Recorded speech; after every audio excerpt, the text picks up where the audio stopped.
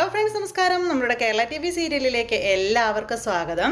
അങ്ങനെ സുമിത്രയെ പറ്റിച്ച് നമ്മുടെ അനിരുദ്ധിനെ കൈക്കലാക്കാം എന്നുള്ളൊരു പ്രതീക്ഷയുമായിട്ട് രഞ്ജിതയും ഭർത്താവും കൂടി ഇങ്ങനെ പോണു. ഈ സമയത്താണ് ദീപുവിൻ്റെ സഹായത്തിനായി ദീപുവിനെ വിളിക്കുന്നത്. ഫോൺ വിളിച്ചപ്പോൾ ഫോൺ എടുത്ത് ദീപു അവിടെ ഇവിടെയും തൊടാതെ സംസാരിക്കുക. അപ്പുണ്ട്, ചിത്രയുണ്ട്. ഇവർക്ക് രണ്ടുപേർക്കും എന്തൊക്കെയോ സ്പെല്ലിംഗ് മിസ്റ്റേക്ക് തോന്നുന്നുണ്ട്. ഇയാൾ എന്തേ കാണിക്കുന്നേ എന്നുള്ളൊരിതിൽ. അപ്പോൾ ഈ സമയത്ത് ഞങ്ങളിങ്ങനെ പോവുകയാണെന്നും അതുപോലെ തന്നെ ചേച്ചിയുടെ ബലിയിടാൻ വേണ്ടിയിട്ട് അനിരുദ്ധ് വരും. അപ്പോൾ അവിടേക്ക് ആണ് ഞങ്ങൾ പോകുന്നത് എന്നുള്ള കാര്യമൊക്കെ ഇങ്ങനെ പറയുന്ന രഞ്ജിതയോട്. അമ്മയുടെ ബലിയിടാൻ വേണ്ടി ചേച്ചി അങ്ങോട്ടേക്ക് വരും എന്നുള്ള കാര്യം ദീപു ഇങ്ങനെ പറയുക. അപ്പോൾ മൊത്തത്തിൽ പ്രശ്നമായല്ലോ ദീപു, ഇനിയിപ്പോൾ നമ്മൾ എന്ത് ചെയ്യും എന്നിങ്ങനെ ഫോണിൽ ചോദിക്കുന്നുണ്ട്. ഈ ദീപുവിന് ഭാര്യയും മകനും ഇരിക്കുന്നത് കൊണ്ടൊന്നും അങ്ങ് വിട്ടു പറയാനും പറ്റുന്നില്ല. സുമിത്ര ക്ഷേത്രത്തിൽ എത്തിയെന്നല്ലേ പറഞ്ഞതെന്ന് രഞ്ജിത ചോദിച്ചു. അനിരുദ്ധം അപ്പോൾ അവിടെ എത്തി കാണത്തില്ലേ? അവർ തമ്മിലെങ്ങാനും കണ്ടു കാണുമോ എന്നൊക്കെ ടെൻഷൻ അടിച്ച് ചോദിക്കുമ്പോൾ അങ്ങനെയാണെങ്കിലേ സുമിത്രേച്ചി എന്നെ വിളിക്കുമായിരുന്നല്ലോ എന്ന് പറഞ്ഞു. അത് നീ പറഞ്ഞത് ശരിയാ ദീപു. താനേ പെട്ടെന്ന് തന്നെ ക്ഷേത്രത്തിലെത്താൻ നോക്കാൻ പറഞ്ഞു. സുമിത്ര അവനെ കാണുന്നതിന് മുമ്പ് തന്നെ നമ്മൾ അവൻ്റെ അടുത്ത് എത്തിയിരിക്കണം, മാറ്റി നിർത്തണം എന്നൊക്കെ രഞ്ജിത ദീപുവിനോട് പറയാം. ശരിയെന്നാ എന്ന് പറഞ്ഞുകൊണ്ട് ഫോൺ അങ്ങ് കട്ട് ചെയ്തു. ഇത് കഴിഞ്ഞപ്പോഴത്തേക്കും ആരാ വിളിച്ചത് എന്ന് ചോദിച്ചു നമ്മുടെ ചിത്ര. അപ്പോഴേക്കും ചിത്രയോട് പറയാൻ മറുപടി ഇല്ലാത്തതുകൊണ്ട് അമേരിക്കൻ പ്രസിഡന്റാണ്, നിനക്ക് എന്ത് വേണമെന്ന് ചോദിച്ചാൽ ചിത്രയോട് ദേഷ്യപ്പെടുക ദീപു. ഇത് കണ്ടപ്പോൾ ഇങ്ങനെ നോക്കിയിരിക്കുക. എൻ്റെ പൊന്നെ അവിടെയൊക്കെ ഒരു സംശയം എന്നും പറഞ്ഞുകൊണ്ട് ഇങ്ങനെ പറയുവാട്ടെ. അപ്പോൾ അങ്ങനെ ആ ഒരു ഇതിൽ ചിത്രയോട് ചുമ്മാ ആവശ്യമില്ലാതെ വഴക്കം ഉണ്ടാക്കിക്കൊണ്ട് ഇവരിങ്ങനെ പോണു. ഇതേ സമയത്താണെന്നുണ്ടെങ്കിൽ എന്താ അവൻ പറഞ്ഞെന്ന് അരവിന്ദൻ ചോദിക്കുമ്പോൾ കാറൊന്ന് വേഗം വിടും മനുഷ്യ എന്നും പറഞ്ഞുകൊണ്ട് ദേഷ്യപ്പെടുക കേട്ടോ ഈ രഞ്ജിത. നമ്മൾ അവിടെ എത്തുന്നതിന് മുമ്പ് സുമിത്ര അനിരുദ്ധനെ കണ്ടാലേ അതോടുകൂടി എല്ലാം തീർന്നു എന്നും പറഞ്ഞ് അങ്ങനെ പറയണം. എന്നിട്ട് വെപ്രാളത്തിൽ ഓടുക സുമിത്രയെ പിടിക്കാനായിട്ട്, അല്ലെങ്കിൽ സുമിത്ര കാണാതെ അനിരുദ്ധിനെ തട്ടിക്കൊണ്ട് പോകാൻ എന്നുള്ള രീതിയിൽ. അങ്ങനെ ആ ഒരു നീക്കമായിട്ട് അവരിങ്ങനെ വണ്ടിയിൽ പോരുന്നു. ഈ സമയത്താണെന്നുണ്ടെങ്കിൽ അവിടെ സുമിത്രയും അതുപോലെ തന്നെ നമ്മുടെ പൂജയും കൂടി അമ്പലത്തിൽ ഓട്ടോയിൽ വന്ന് ഇറങ്ങി. ഒപ്പം സരസ്വതി ഉണ്ട്. അപ്പം നിൻ്റെ അനിയനും കുടുംബം വന്നോടി എന്ന് സുമിത്രയോട് സരസ്വതി ചോദിച്ചപ്പോൾ ഇല്ല, വരുന്നേ ഉള്ളെന്ന് പറഞ്ഞു. അവർ വരട്ടെ, ഒരുമിച്ച് പോകാം കർമ്മം ചെയ്യുന്ന സ്ഥലത്തേക്ക്, അതുവരെ ഇവിടെ എവിടെയെങ്കിലും ഇരിക്കാം എന്നും പറഞ്ഞ് സരസ്വതിയമ്മ പറഞ്ഞപ്പോൾ ഇവർ സമ്മതിച്ചു. പെട്ടെന്ന് പൂജയുടെ ഫോണിലേക്ക് ഒരു കോള് വന്നു. അപ്പോൾ പൂജ പറഞ്ഞു, നിങ്ങൾ നടന്നു, ഞാനിപ്പോൾ വരാം എന്നും പറഞ്ഞുകൊണ്ട് പൂജ അങ്ങ് പോയി. ഈ സമയത്ത് അമ്മയും അച്ചമ്മയും വരുന്നതിൻ്റെ തൊട്ട് മുന്നിൽ, അതായത് അവർ നടന്നു വരുന്നതിൻ്റെ തൊട്ടരികിൽ നമ്മുടെ അനിരുദ്ധ് ഇരിക്കുക. ഇവർ കാണുന്നില്ല അനിരുദ്ധിനെ. തൊട്ടരികിൽ അനന്യയുണ്ട്. അങ്ങനെ അനിരുദ്ധും അനന്യയും ഇരിക്കുന്നതിൻ്റെ തൊട്ട് പുറകിൽ സുമിത്രയും സരസ്വതി അമ്മയും വന്നിരിക്കുന്നു. സരസ്വതി അമ്മ 4 പാടും ഇങ്ങനെ നോക്കുന്നുണ്ട്, പക്ഷെ ഇവരെ കാണുന്നില്ല. അപ്പോൾ സുമിത്ര അങ്ങോട്ടും തിരിഞ്ഞ് ഇവരിങ്ങോട്ടും തിരിഞ്ഞാണ് ഇരിക്കുന്നത്, കാണുന്നില്ലേ. എന്നിട്ടിങ്ങനെ അപ്പോഴേക്കും നമ്മുടെ സ്വരമോൾ അതിലിങ്ങനെ വരുന്നു. അപ്പോൾ സ്വരമോൾ ഇങ്ങനെ അതിൽ ഓടിക്കളിച്ച് നടക്കുന്നു. അപ്പോൾ സുമിത്രയാണെന്നുണ്ടെങ്കിൽ സമയവും കാര്യവും ഇതൊക്കെ നോക്കുന്നുണ്ട്. അപ്പോൾ അങ്ങനെ നോക്കിക്കൊണ്ടിരിക്കുമ്പോൾ ദീപുവിൻ്റെ കോള് വന്നു.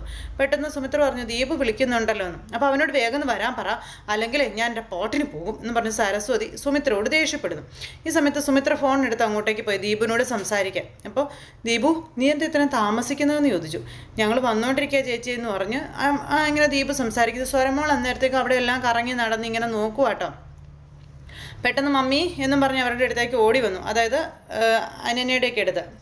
അപ്പോൾ നീ എന്താ തനിയതിൽ നടക്കുന്നത്, മുത്തശ്ശനും അമ്മമ്മയൊക്കെ എവിടെ പോയി എന്ന് ചോദിച്ചു അനന്യ. അവരൊക്കെ അവിടെ ഉണ്ടെന്ന്, എല്ലാം റെഡി ആയിട്ടുണ്ട്, 2 പേരോടും വരാൻ പറഞ്ഞെന്നും കൊച്ചു പറഞ്ഞു. അപ്പോൾ ഇങ്ങനെ തനിയൊന്നും നടക്കരുതെന്ന് പറഞ്ഞപ്പോൾ നോ പ്രോബ്ലം മമ്മിയും ഡാഡിയും വേഗം വന്നേ എന്ന് പറഞ്ഞു സ്വരമോൾ ഇവരെ കൂട്ടിക്കൊണ്ടങ്ങ് പോകും. അപ്പോൾ വാനി എന്നും പറഞ്ഞുകൊണ്ട് അനന്യ കുറേ നാളുകൾക്ക് ശേഷം അനിരുദ്ധിനെ അനിയെന്നൊക്കെ വിളിക്കാൻ തുടങ്ങി. അങ്ങനെ സുമിത്ര നിന്ന് ഫോൺ വിളിക്കുന്നിടത്ത് സുമിത്രയുടെ പിന്നിൽ അമ്മയെ തൊട്ടില്ല എന്നുള്ളൊരു രീതിയിൽ മകൻ നടന്നു പോകുന്നു. ഈ സരസ്വതി അമ്മയാണ് നേരത്തേക്കും ഇങ്ങനെ നോക്കിക്കൊണ്ട് നേരെ സുമിത്രയുടെ അടുത്തേക്ക് ചെന്നു. എന്തിനാടി സുമിത്ര വിളിച്ചതെന്ന് ചോദിച്ചു. വൈകുമെന്ന് പറയാനാണോ എന്ന് ചോദിച്ചപ്പം അമ്മയൊന്ന് ക്ഷമിക്കുക, അവരിപ്പോൾ ഇങ്ങ് വന്നോളും, അമ്മ ഇങ്ങ് വാ എന്ന് പറഞ്ഞ് സുമിത്ര സരസ്വതി അമ്മയും കൂട്ടിക്കൊണ്ട് അങ്ങ് പോവുക. സരസ്വതി അമ്മയ്ക്ക് ഒട്ടും ഇഷ്ടപ്പെടുന്നില്ല, കാരണം സുമിത്രയുടെ അമ്മയുടെ ബലിയിടലാണല്ലോ, അതുകൊണ്ട് ഇഷ്ടപ്പെടുന്നില്ല. ഇത് കഴിഞ്ഞതിന് ശേഷം പിന്നീട് സുമിത്രയ്ക്ക് വേണ്ടിയുള്ള ബലിയിടുവാണ് നമ്മുടെ അനിരുദ്ധ്. അപ്പോൾ നിങ്ങൾ 2 പേരും ബലികർമ്മം ചെയ്യുന്നില്ലേ എന്ന് പ്രേമയോടും അതുപോലെ വിശ്വനോടും കൊച്ചു ചോദിച്ചു. അപ്പോൾ ഇല്ല മോളെ, നിൻ്റെ ഡാഡി മാത്രമേ ചെയ്യുന്നുള്ളൂ എന്നും പറഞ്ഞ് വിശ്വനിങ്ങനെ കൊച്ചിന് പറഞ്ഞു കൊടുക്കുക. അപ്പോൾ ഇവരിങ്ങനെ ഇരിക്കുമ്പം അമ്മയുടെ ഫോട്ടോ വല്ലതും കൊണ്ടുവന്നിട്ടുണ്ടെന്ന് പൂജാരി ചോദിച്ചപ്പോൾ അമ്മയുടെ ഫോട്ടോ ഉണ്ടെന്നും പറഞ്ഞു ഫോട്ടോ എടുത്തൊക്കെ കൊടുത്തു. അങ്ങനെ സുമിത്രയുടെ ഫോട്ടോ എടുത്ത് ആ ഒരു കൊടുക്കാൻ തുടങ്ങിയപ്പോഴേക്കും ഞാൻ ഇതുവരെ അച്ഛമ്മയുടെ ഫോട്ടോ കണ്ടിട്ടില്ല, ഫോട്ടോ ഇങ്ങ് കാണിച്ചെന്ന് പറഞ്ഞുകൊണ്ട് സ്വരമോൾ ഇങ്ങനെ അവിടെ കിടന്ന് ബഹളം വെച്ചു.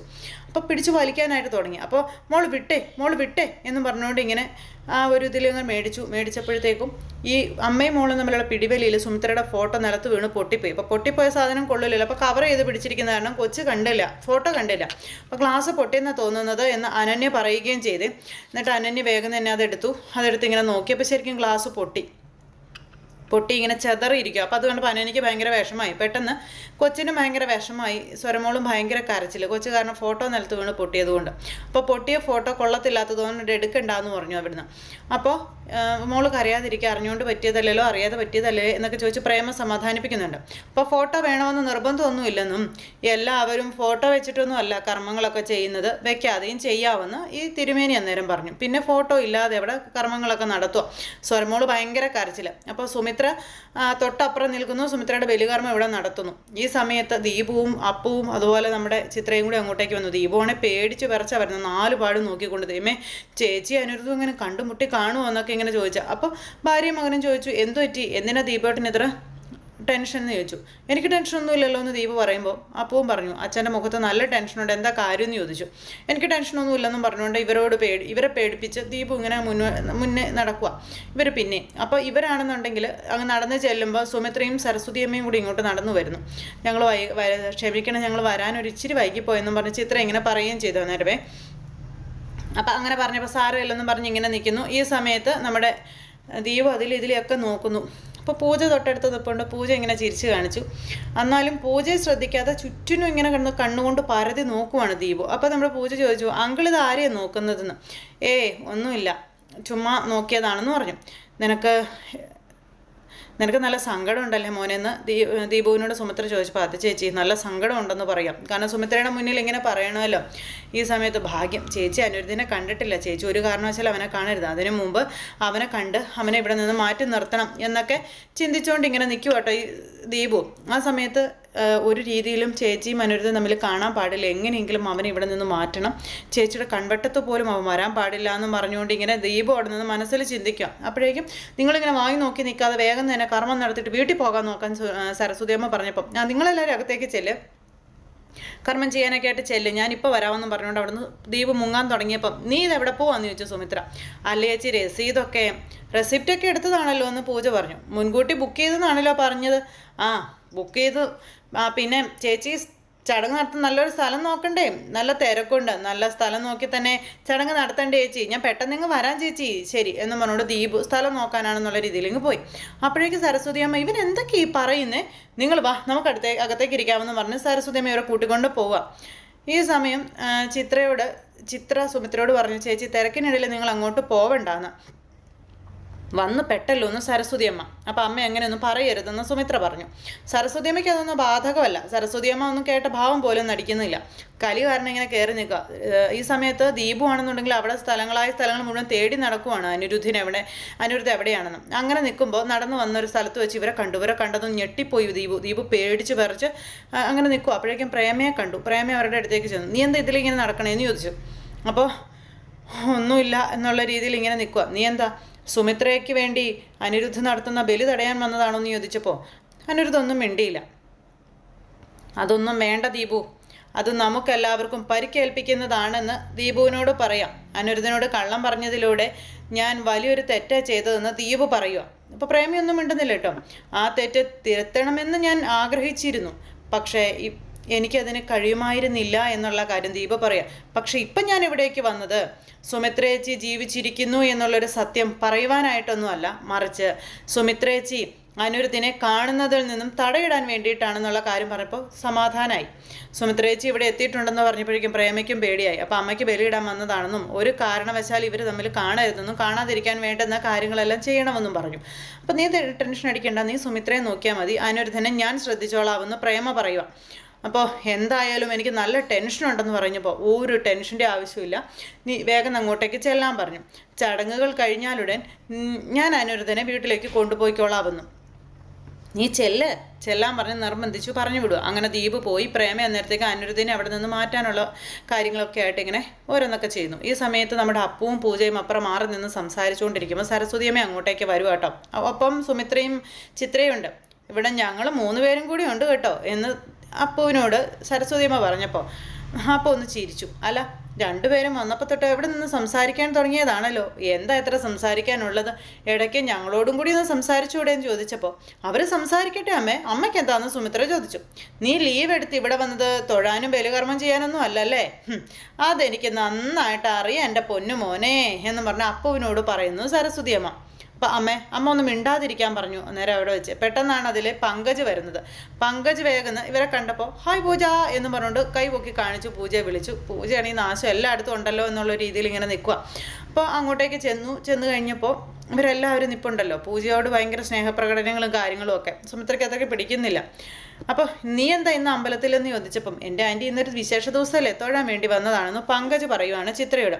എന്നാൽ പിന്നെ തൊഴുതിട്ട് വരാൻ അപ്പു പറഞ്ഞപ്പോൾ തൊഴാലോ, ഇനിയും സമയം ഇഷ്ടം പോലെ കിടക്കുകയല്ലേ എന്ന് പങ്കജ് പറഞ്ഞു കേട്ടോ. ഇവിടെ വരാൻ വേണ്ടിയാണല്ലേ ലീവ് എടുത്തത് പൂജ? കുടുംബസമേതം നിങ്ങൾ കർമ്മം ചെയ്യുമോ അതിൻ്റെ ഭാഗമാകാൻ കൂടിയിട്ടാട്ടോ ഞാൻ വന്നത് എന്ന് ഈ പങ്കജ് പറയുന്നു. അപ്പോൾ സരസ്വതി അമ്മ ഇങ്ങനെ ചിരിച്ചു. അപ്പം തൊഴാൻ വേണ്ടി മാത്രം വന്നതല്ലല്ലേ എന്ന് ചിത്ര ചോദിച്ചപ്പം അല്ല ആൻറ്റി എന്നും പറഞ്ഞു. നിന്റെ ഉദ്ദേശമൊക്കെ എനിക്ക് മനസ്സിലായിടാന്ന് അപ്പു മനസ്സിൽ പറയുക. ആ സമയത്തെ ചടങ്ങൊന്നും കഴിഞ്ഞില്ലല്ലോ അല്ലേ എന്ന് ചോദിച്ചപ്പോൾ ഇല്ല എന്ന് സുമിത്രയും പറഞ്ഞു. ദീപു എല്ലാം അറേഞ്ച് ചെയ്യാൻ പോയിരിക്കുകയാണെന്നും പറഞ്ഞു. ഞങ്ങളിവിടെ വെയിറ്റ് ചെയ്യണമെന്നും. ക്ഷേത്രത്തിൻ്റെ സെക്രട്ടറി എൻ്റെ അടുത്ത ആളാ, എന്തെങ്കിലും ഹെൽപ്പ് വേണമെങ്കിൽ പറഞ്ഞാൽ മതി കേട്ടോ. അപ്പോൾ അതിൻ്റെ ആവശ്യമൊന്നും ഇല്ല എന്ന് നമ്മുടെ അപ്പു പറഞ്ഞു. അങ്ങനെ ഇവർ രണ്ടുപേരും കൂടെ മനഃപൂർവ്വം അങ്ങോട്ടും ഇങ്ങോട്ടും ഓരോന്ന് സംസാരിക്കാം.